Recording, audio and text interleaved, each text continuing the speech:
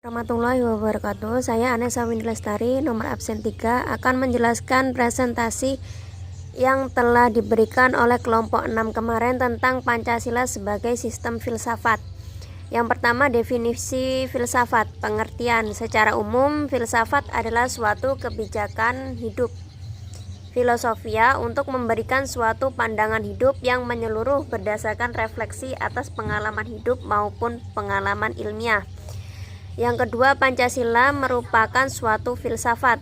Pengertian filsafat Pancasila secara umum adalah hasil berpikir atau pemikiran yang sedalam-dalamnya dari bangsa Indonesia yang dianggap, dipercaya, dan diyakini sebagai kenyataan norma-norma dan nilai-nilai yang benar, adil, bijaksana, dan paling sesuai dengan kehidupan dan kepribadian bangsa Indonesia.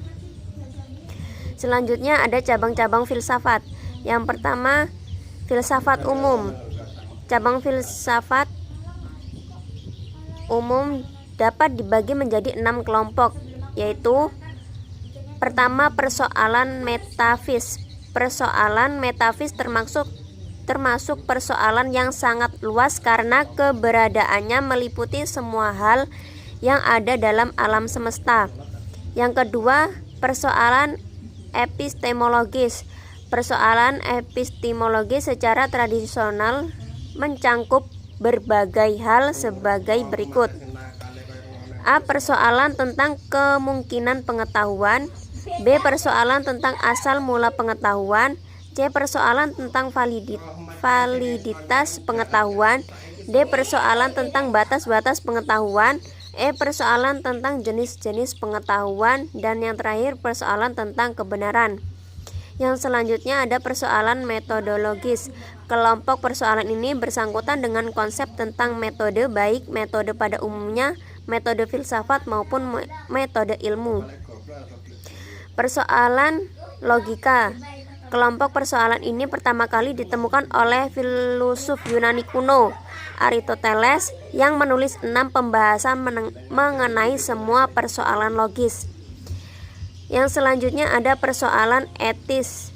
Persoalan etis terkait dengan moralitas yang terdapat dalam kehidupan manusia. Yang selanjutnya persoalan estetis. Persoalan etis pada mulanya berpusat pada ide tentang keindahan. Persoalan estetis dewasa ini sangat rumit dan menyentuh banyak bidang studi lain, seperti antropologi, sejarah kebudayaan, psikologi, 8 sosiologi, teori tanda, dan teori nilai. Selanjutnya, cabang-cabang filsafat khusus. Yang pertama ada filsafat hukum. Filsafat hukum dilandasi oleh sejarah perkembangannya, yaitu yang melihat sejarah filsafat barat.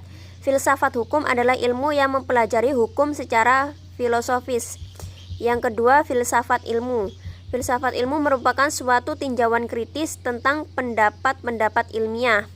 Ciri-ciri dengan kerja filsafat ilmu adalah mengkaji dan menganalisis konsep-konsep, asumsi, dan metode ilmiah, mengkaji keterkaitan ilmu yang satu dengan ilmu yang lainnya.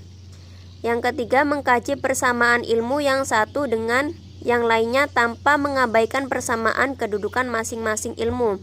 Filsafat kebudayaan. Filsafat kebudayaan adalah aktivitas khas manusia yang berkembang seiring kemajuan daya pikir suatu masyarakat. Yang selanjutnya, filsafat pendidikan. Filsafat pendidikan pada dasarnya menggunakan cara kerja filsafat dan akan menggunakan hasil-hasil dari filsafat, yaitu berupa hasil pemikiran manusia tentang realitas, pengetahuan, dan nilai.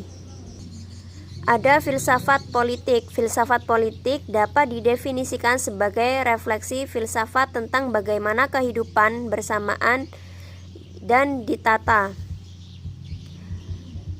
Filsafat politik telah lahir semenjak manusia mulai menyadari bahwa tata sosial kehidupan bersama bukanlah sesuatu yang terberi secara alamiah, melainkan sesuatu yang sangat mungkin terbuka untuk perubahan.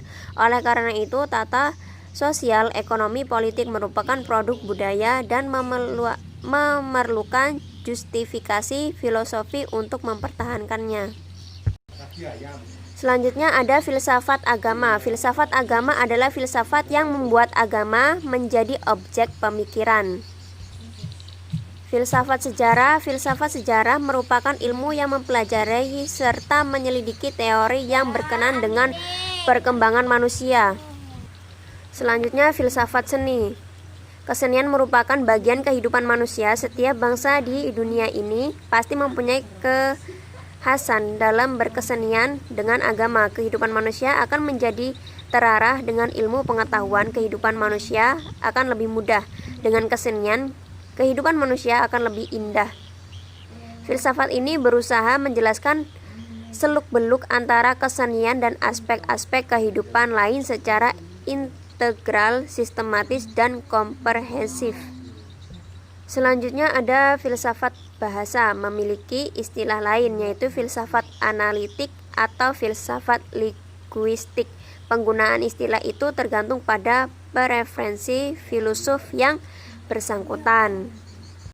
Namun pada umumnya kita dapat menjelaskan pendekatan ini sebagai suatu yang menganggap analisis bahasa sebagai tugas mendasar filosof.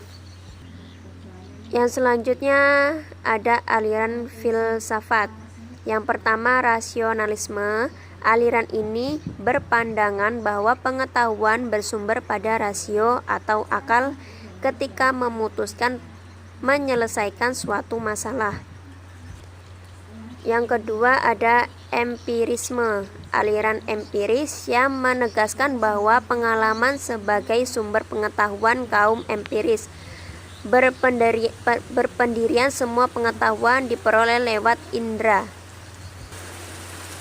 Cukup sekian dari saya akhiri. Wassalamualaikum warahmatullahi wabarakatuh.